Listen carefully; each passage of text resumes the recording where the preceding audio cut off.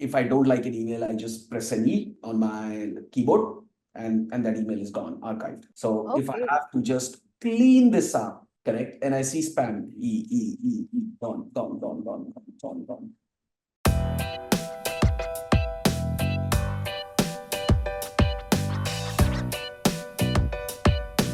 Hello and welcome everyone to another episode of Down and Dirty with Dr. T. And today I have with me Vivek Lath. Vivek is the founder and managing director of GoQuest Media Ventures. It's a distributor of international content. His vision informs transforming shows, movies, and video content into assets by licensing them to television channels and streaming platforms, extending their global reach. Before founding GoQuest, he was at Cinergy Pictures, at Tata Sky, and he's also founded Intellex Marketing, a media consulting firm. Vivek, great to have you on the show, and I'm looking forward to yet another stimulating conversation with you. Good to see you. Good to see you. It's been long. It has been really long. So are you ready to get down and dirty with us? Oh, yeah. Let's do it. So let's start with Vivek. There's so much on your plate. You're also kind of navigating Indian waters, international waters, time difference, clients, servicing. What does your day look like? If I had to ask you from the second you wake up, what time do you wake up till when you go to bed? Can you map out a day in the life of Vivek Lath? Okay. Yeah. I mean, it's changed over the years significantly, but now my day is more like I'll wake up at about 6:37, or probably before that most times. And the most weird thing that I do is end up spending an hour just drinking coffee and reading. So my morning times are spent just reading. Reading more about the industry, reading more about the trade press that has come the day before. So my morning literally starts with spending time with coffee and reading the trade press from our business. And then typically by about 8:30, I sort of start getting ready for work. 9 o'clock, between 9 and 9:30 is when I hit work. Before that, the other thing that I end up doing is essentially clearing my WhatsApp. Okay. As much as load I get on my email inbox, I get an equal amount of load on my WhatsApp chats. Do you have no unreads? Are you one of those who wants zero unreads? I can show it to you. Okay. Completely unread. In fact, I have a tool for that as well. Okay. So it's WhatsApp that starts with that. I actually don't look at emails in the morning. Unless I see something in the notifications which looks urgent. And I've been using an email productivity tool essentially to handle that with. And then, once you hit office, the first 30 minutes are always conversation with my co-founder and the team about things that need to be done today, things that are critical for this week. And we do that pretty much every week. Okay. So we don't follow a very, very structured week or a structured month because of the nature of the business we are in. A lot of things are very, very dynamic. So we can't really follow a very set path. Correct. There are top level priorities, but then things keep changing daily basis for us. So for every morning, it's almost like a conversation about, okay, there are some deals. What are we going to do about it? Some new information came in yesterday. What are we doing about it? How are we looking at things in the coming week, in the coming month? So yeah, I won't call it structured to that extent. And then we both move on to our respective days. Again, my days are largely divided between phone calls, clearing the email inboxes, some of the documentation work that I do internally. A lot of thought process documents is what I write. It helps me a lot. And then sort of syncing with teams. Again, on a regular basis. See, my biggest role within the company is structuring deals for the sales. So daily, every day goes on in helping them figuring out structuring deals. Got it. There is another additional role that I've taken recently in the last 1.5, 2 years, actually, during COVID. I've also taken sort of a role of helping the team build technology tools, efficiency tools internally. So I studied computer science, so I've gone back to coding. It's not something me as a CEO should spend time on, but Yeah. saw some very, very critical needs that could have improved productivity, not 2 times, 3 times, but actually 20x, 30x Wow. in most Okay. cases. Yes. So I couldn't hold myself and said something I could do in a day. I don't want to find someone else, Yeah. take the time and again, hire people, explain them everything. So what could take me a day to do and bring that amount of impact? I'd rather do it myself rather than Correct. 3 months for something like that. So once we started that, I think some of my time is getting sort of allocated there uh, at the same time. So that's, like I said, it's not a very structured day. A lot of Yeah. half the day goes in meetings, half the day goes in phone calls. There's very little time you get to do solitary work. That's one of the biggest sort of issues with my day. But again, it's the nature of the business. It's the balance that we have to strike. What is important for the business, we do that. Got it. Right. Evenings go in watching content. I'm devouring anime, I'm devouring Korean, I'm devouring Chinese costume dramas these days. Occupational hazard. What a So job. I want that job. no. Believe me, there is so much stuff that you don't personally like, but you have to Oh, right. educate yourself and see. So you end up forwarding them, but yes, of course, you get hooked to certain things as well. So Yeah. but yes, evenings go in watching content most of the days. Got it. Is this at home or is this still at work? No, at home, of course. Okay. Okay. What time when does your day end? Your work day? I know it's unstructured, but roughly. Again, it's not very defined. I mean, typically I would leave office at about 6:37. Okay. So either it's a evening dinner meeting or something with someone, or watching content at home. Got it. Okay. And what time do you go to bed? These days, roughly about 11:30. 11:30. Okay. Some Okay. days earlier as well. I've gotten into the habit of waking up really early in the morning, so I prefer that. With your coffee and Yeah. I quiet get my time. me time, I get my reading time. That's the only time I get to understand the industry trends and without any phone calls or interruption. That's a very important time for me. Right. Understood. So what would you say are some hurdles or challenges in helping you do your work better? So these are not work related challenges or industry related challenges. This is for what you want to accomplish. Are there things that come in the way of that? And if they do, what are some of those examples? So I would say a lot of it is also to do with how we have to strike a balance between structure when you are running a company this size versus the nature of the business, which doesn't really give you the luxury to work in a lot of structure. Right. So that conflict is a constant sort of conflict there. So every time I think that, things need to be largely very process oriented, but at the same time, you realize that, over engineering a process is actually an overkill here. Right. Correct. Also, the phase our business is in, the industry is in, right? You don't have the luxury to do a lot of, systems, operations. Right now, it's just about revenue. That's about it. Right. Right.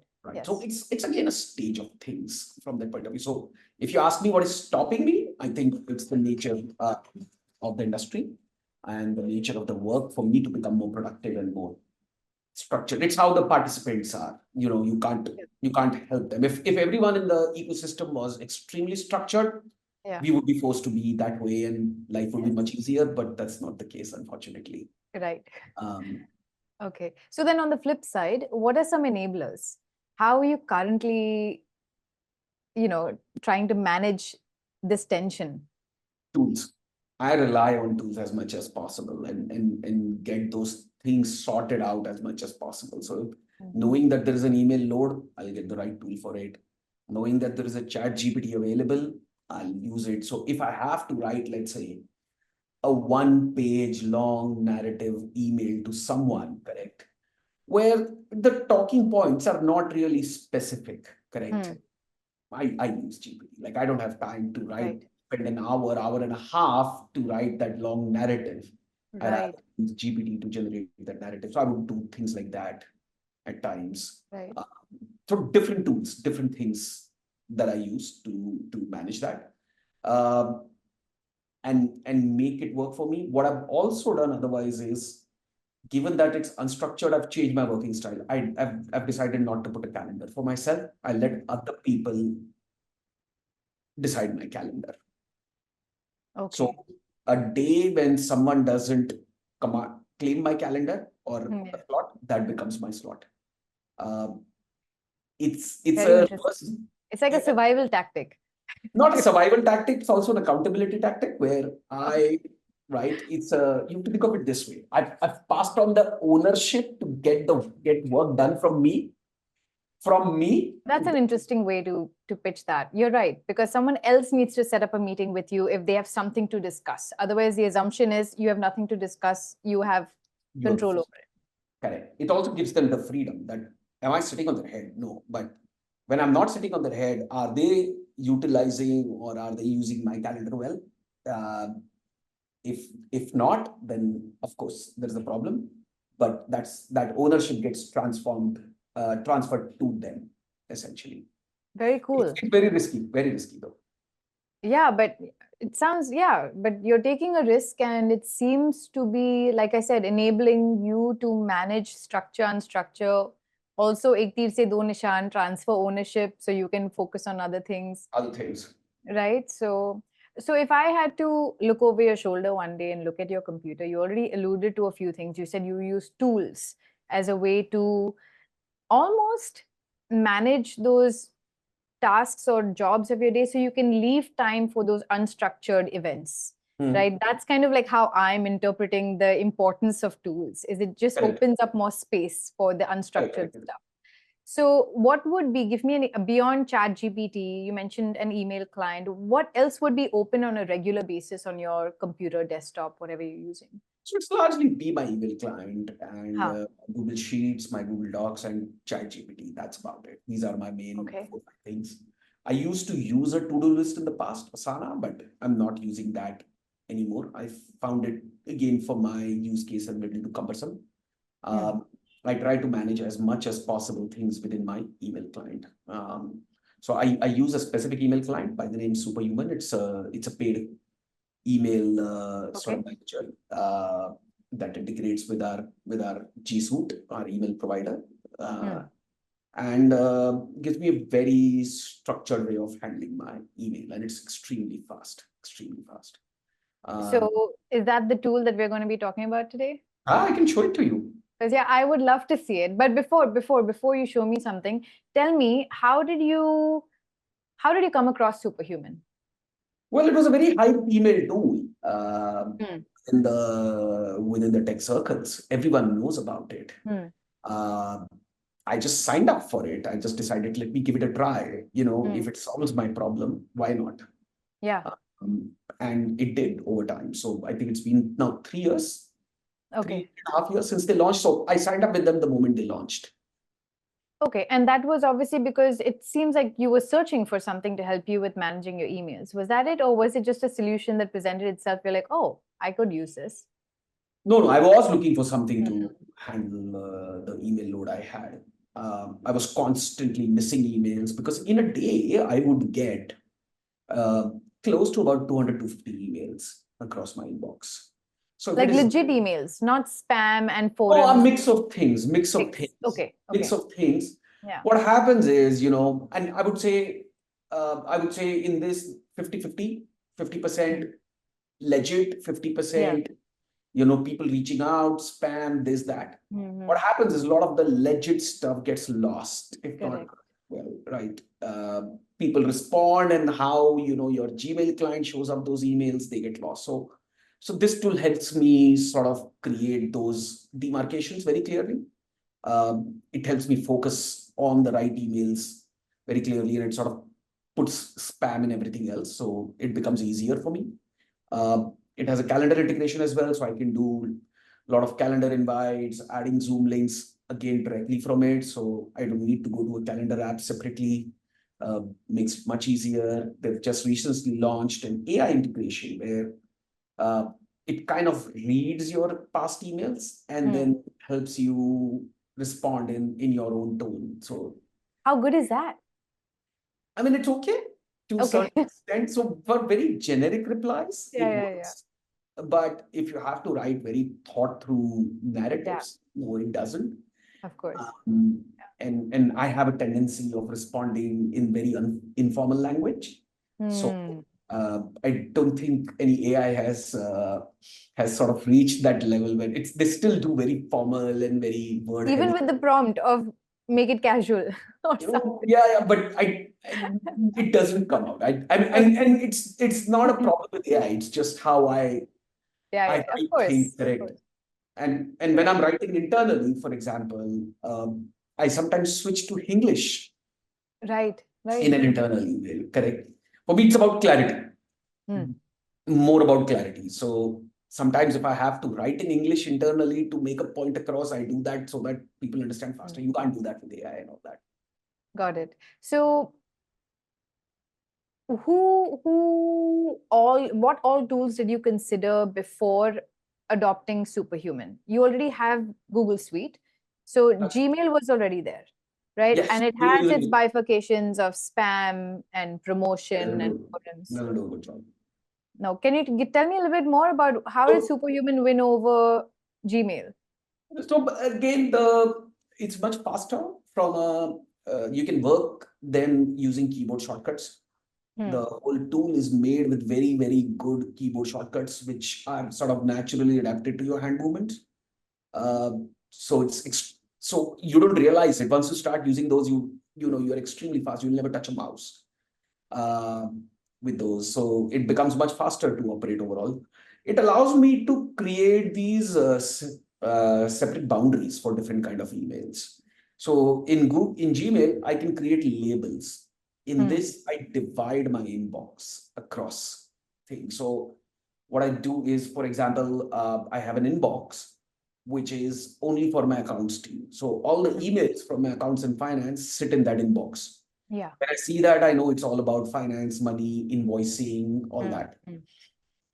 There is one that is about our newsletter trades. So, all these newsletters from our trade magazines, they end up sort of bulking up your inbox. So I've sort of segregated them properly and how they show things. So that's made things significantly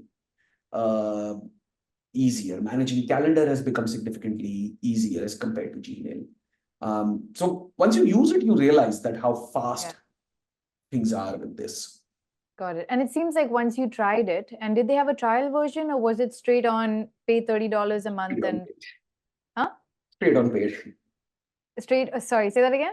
They're straight on paid. These straight guys on paid. Okay, no trial. Okay, so they're that confident, obviously, about what the value they're giving. So when it starts on paid, and would you say like pretty soon? How soon did you feel like, you know what, this is it? Like I found it. 2 months. Wow. Okay. 2 months. That's all right. Okay, that's pretty impressive. Let's get into the tool. I would love to see what you're talking about, especially the difference between labels, which is what we're all familiar with, and what you said about I'm organizing my inbox. I'm moving things into different boundaries. So yeah, a lot of small things, like they have a keyboard shortcut. I'll just quickly screenshot. They have like keyboard shortcuts if you want to add people to BCC, those kind of things that pretty much everyone do while doing introductions. A lot of these things are baked in internally out here. So you don't realize it, but a lot of those daily small actions you take in your email, they are sort of baked inside this. So collectively, you sort of save a lot of time.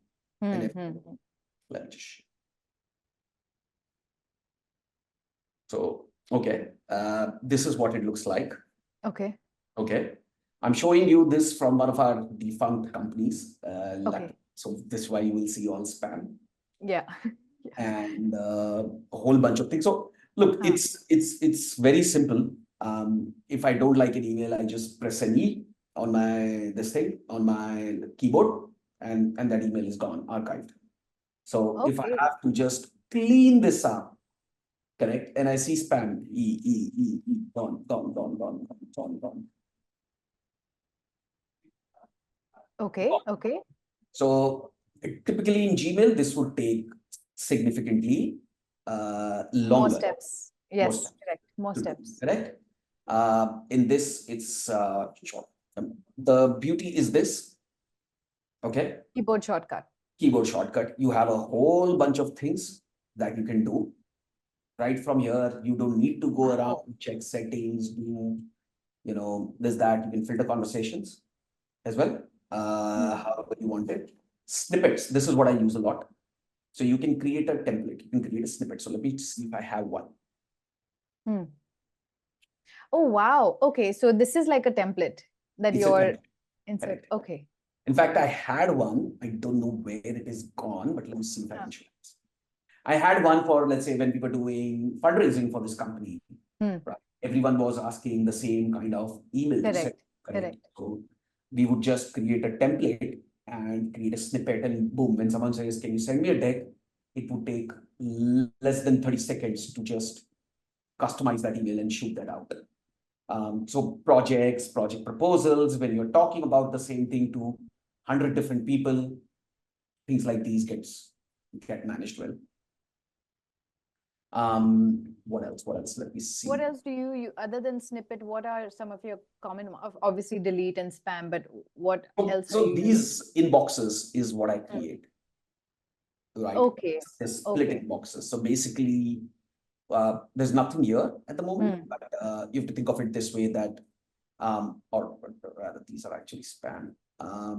So what I've done is I've filtered here that any email or any notification coming from my to-do tool, I don't use it anymore, but back in the day when I was using it, they would just get filtered and come here. So all those small notification emails, they would get aggregated here. They would not clog the mail inbox. Got it. You can't create too many of these in Gmail, and plus the view, the way they give you in Gmail, it's just linearly going down. In this, it's also, so I get a complete view. I can just keep moving between, different tabs and keep cleaning up. And it's also helps me focus, because the day when I'm morning, I start, I don't look at these at all. I just go straight to important and I start from there. Okay. It also seems, let's talk about the user interface for a second, right? It's quite different from Gmail. Gmail has a lot of colors happening. It's got lots of stuff on it. This seems very clean. Is this something that you are controlling, or is this part of the product experience? No, it's part of the product. They are a little, the way they do things is they've defined certain best practices, which most people use. So there is customization they allow you, but so for example, let's say, I can't change the font. Okay. So a lot of the capabilities you get with respect to formatting, they're not here. They enforce a certain kind of email communication. Right. Overall. And let's say I hit J. Oh, actually, no, it's not in this one. Let me see if I can show you another one of these from my other company.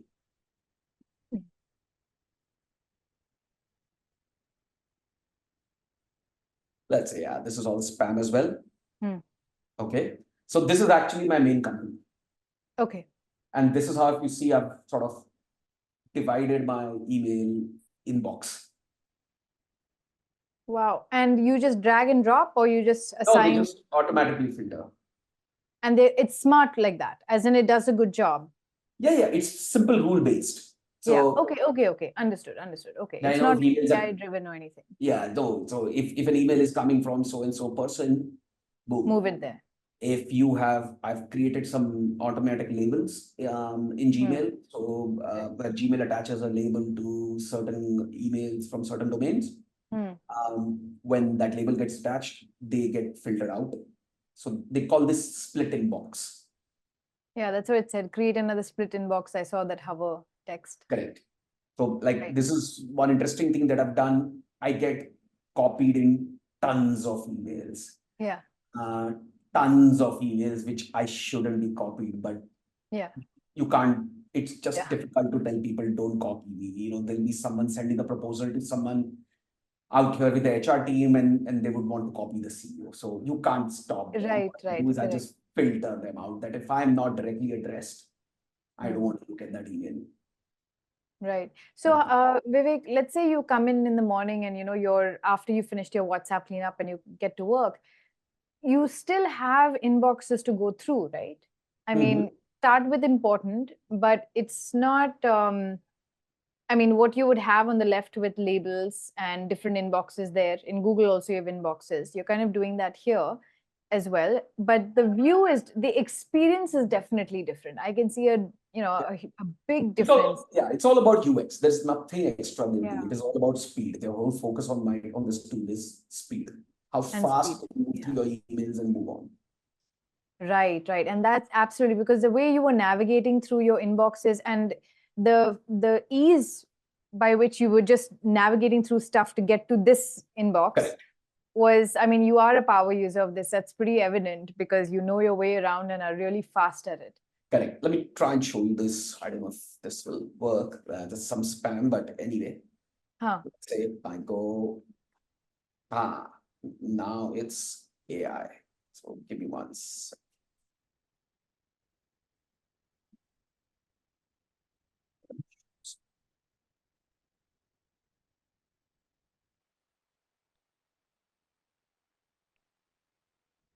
Cool. Let's see what this does. Okay. And that's it. You can just accept it and That's it sends it. I mean, do you have to still send it or does it do it? No, you have to send it, of course. Yeah. Okay. It'll do, I can say, London, right? A big one. It didn't do it. So yeah, it's still learning. So now incorporating AI, Superhuman has become super squared human, basically. Right? Something like that. I mean, I wouldn't respond to such spam emails. It's even No, but what I'm saying is the reason why you've moved to a paid subscription plan for speed and its UX, right? That allows you to quickly get through emails in your inbox. Now with AI, that's going to help you kind of even formulate some of those responses. I mean, this is a lean, mean machine. Correct. So it's helped a lot. It's one of my power tools. Got it. I mean, if it goes away, I don't know what I'll be able to do. So what would you say, on that note, what would you say are some of its limitations? They're their integration is linked to G Suite only at the moment. I don't know if they've opened up for private servers also or not. I'm not aware of it. But they were. So if you have your email servers running on G Suite, only then you can use it. Otherwise, I think they just opened it for Microsoft guys. I'm not sure. So that's of course one limitation.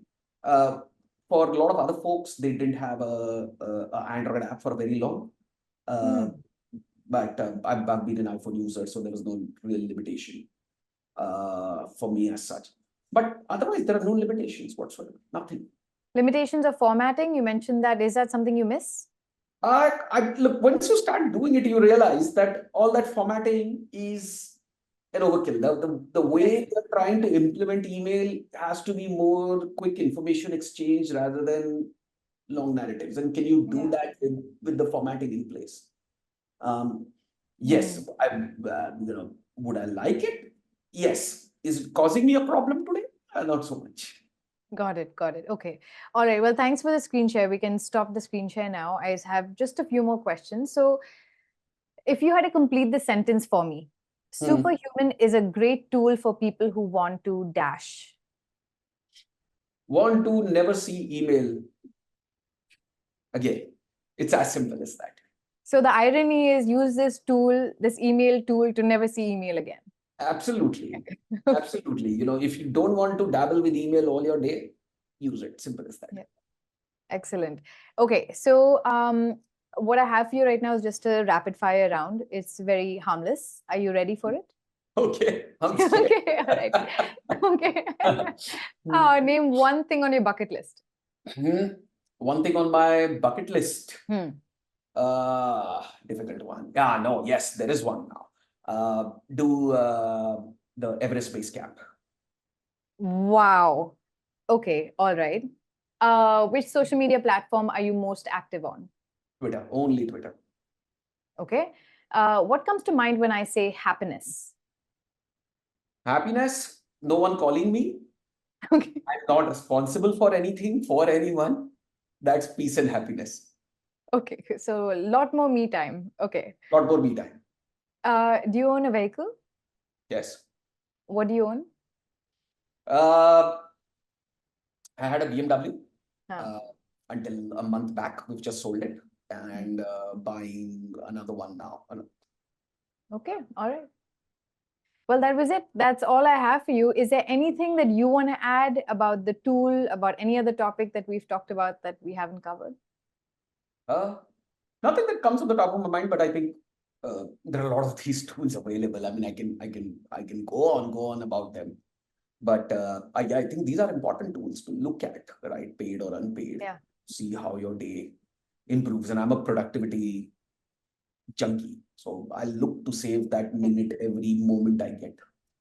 Yeah. And also, I got the sense of control that it allows you to kind of control your inbox and control your WhatsApp. I mean, that's if you're spending time in the morning dedicating time to that, it to me signals as, you want to just get through it, know what's important, and then Move on. yeah, and then move on. Correct. Move on. Right. Yes.